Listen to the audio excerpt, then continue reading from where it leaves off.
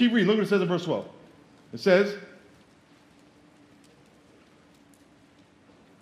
for the body is one and has many members, all members of that one body, being many, or one body, so also is Christ. I read that all day, and it's a tongue twister to me, but let's keep reading because the point is below it. Verse 13, for by one Spirit we are all baptized into one body, whether Jews or Greeks, slaves or free, and have all been made to drink from one Spirit. For in fact, the body is not one member, but many. If the foot should say, because I am not a hand, I am not part of the body, is it therefore not part of the body? If the ear should say, because I am not an eye, I am not part of the body, is it therefore not part of the body? If the whole body were an eye, where would the hearing be? If the whole body were hearing, where would the smelling be? But now God has set all members, each one of them, in the body just as he pleased. And if they were one member, where would the body be? But now indeed there are many members, yet one body. And the eye cannot say to the hand, I have no need of you. Nor again the head to the feet, I have no need of you. No, much rather, those members of the body which seem to be weaker are necessary. Every single one of us has different gifts. Not different gifts, but we don't all have the same gifts. A group of us have this gift, a group of us have this gift, but we all have different gifts. We need each other. What the devil does, the devil starts to say, because that person doesn't think like me and act like me, they're bad. A lot of the criticism I get, and probably the criticism you get, is because people are imposing their gifts and tendencies on you. Well, how come you don't do this? Well, that's what they do, but that may not be how you were naturally cut out. You know how some people just love to counsel and listen. They just want to hear the whole story. Tell me what happened. Go back to the beginning. I want to hear it all. I got all day. Go ahead. Wow. How did that make you feel? Please, I am not making fun. I'm being funny, but I'm not making fun of those people because those people are extremely important. I have a counselor. This lady I met when we were around the same age when we started ministry around the same time, 25 years ago. We stayed in contact all that time. She's a counselor.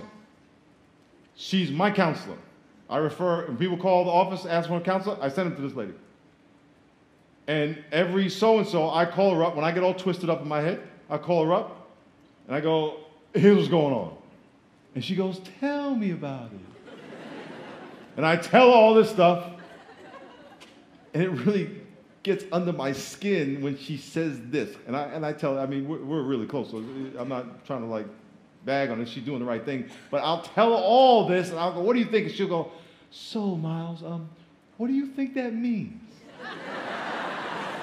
I'm like, that's what you're supposed to be telling me.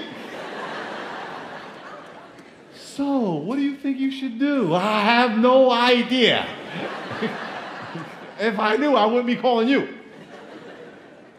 But what she does is she'll listen and ask questions and ask questions, and as she's asking questions, she's leading me to the conclusion. That's her gift. She does it all day. I could not do that all day. Does that make me a bad person? Absolutely not. That's how I was cut out. What we do is we say, well, you know what? Because that person's not like me, they're not good. Because that person didn't do what I would do, they're not good. We don't say those words, but that's what we mean. Instead of appreciating people who are different. That person always has new ideas. I'm an idea person, by the way. They always say, thank God for ideas.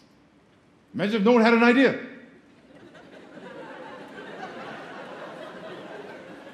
Imagine if no one could organize the idea. Well, they got an idea, but they can't organize anything. That's what you're for.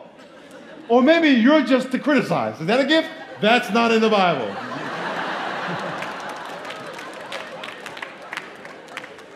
Instead of saying, thanks for the idea, can I go organize it? Yes. Can we work together? Wouldn't that be great? That's how it's supposed to work. Look what it says next in your notes. All gifts are importante. Everybody's important. Every single one of y'all have an important contribution into the kingdom of God. And you need to believe that. Imagine if some of you were the voice, the sound equipment in here, and you said, I'm not going to exercise my gift of sound. What would happen to the sound in this room? We'd have no sound. You would have no sermon. You wouldn't be able to hear me. What if you were the lighting and you said, I'm not going to do lights anymore? We all be walking around in the dark. And what if you were the video person and said, I'm not going to exercise my video gift? We'd be no video. The reason that those things work is because people are working those gifts. I'm not saying those are spiritual gifts, but they're doing their function. My point is this: if you are the voice and God is giving you the gift to preaching or teaching or whatever, and you're not using it, then someone's missing out. If God is giving you the gift of help, so you're not helping, someone's missing out. If God is giving you the gift of organizing and administrating, and you're not doing it, something's chaotic that it shouldn't be chaotic. And you're sitting there criticizing it because you're saying, I know how to do that. Well, get off your lazy one and go do it. Now, you may not even know what your gift is, and you may be somewhere in a place where you're not even in a position to use it, and that's exactly where the devil wants you. And the devil wants you in that place feeling good about yourself, too. In other words, you shouldn't be leading because you're not a leader as far as the head leader, but you are a great support person. But the devil got in your ego and wants you to be the boss. And you're leading, and it's going okay, and you're working really hard, but you should not be there. And you almost kind of wish someone else would lead, but you're too prideful to give it up because you may look like a failure. The best thing you can do is to say, I want to be second. I want to be a support person. And sometimes when you get terminated from your job, it's the best thing for you. Because you shouldn't have been there. Doesn't mean you weren't doing an okay job. Doesn't mean you weren't doing a good job. It just wasn't the job you should have been doing. But when you are in a job, in a role, using the gifts God has given you to do exactly what He created you to do, that's when you go to bed every night, can't wait to get up the next day and do it again. That's what your life should be. If your life is, well, I got to go do this. Now, if you're in school, that's a different story. You need to go to school and school there, whatever. Yeah. But when you got to say, Lord, I want to be doing exactly what you created me to do, using my gifts now. Help me understand what my gifts are.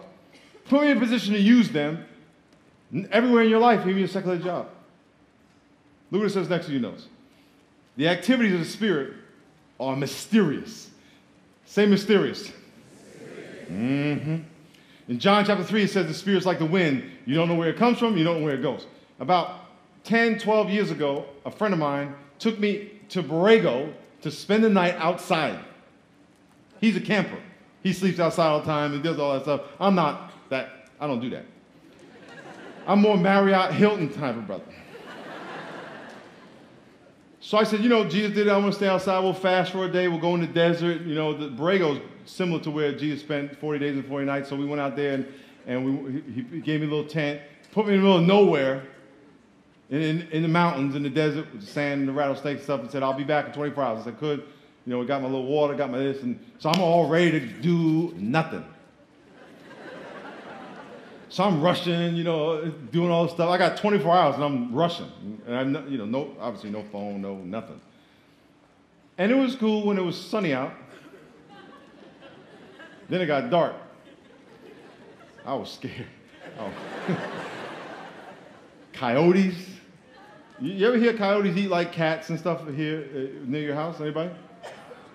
You just go out to El Cajon or go to anywhere outside the city area, and you'll hear it almost nightly. They'll be eating stuff, little dogs, little rabbits, bunny rabbits, and then you see the feathers on the ground. I see it all the time. So I'm out in the wilderness, in the desert, where the coyotes live in packs of thousands.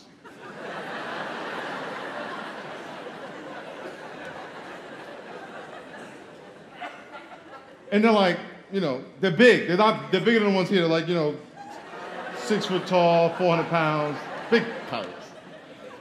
And I heard them talking about me. Like, way, there's a brother scared over there by the mountain. I know, let's go get him. So I don't think I slept like an hour. I was just like all night long. Because I got this tent. They'll eat right through the tent.